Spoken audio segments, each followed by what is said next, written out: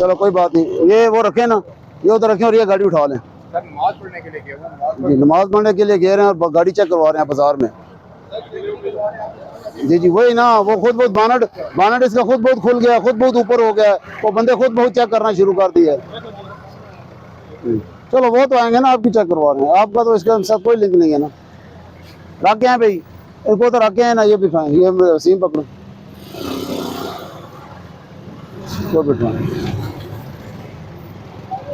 ये उनकी है, वो जो कल्टस वाले नहीं, ये उनको फाइन दे दें, वो कल्टस वाले इधर की आए। ये आप तो साथ इनके, कौन है?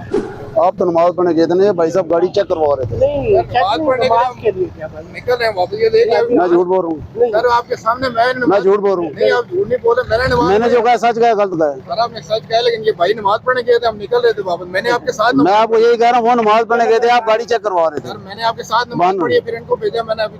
इसके कागजात आपके पास?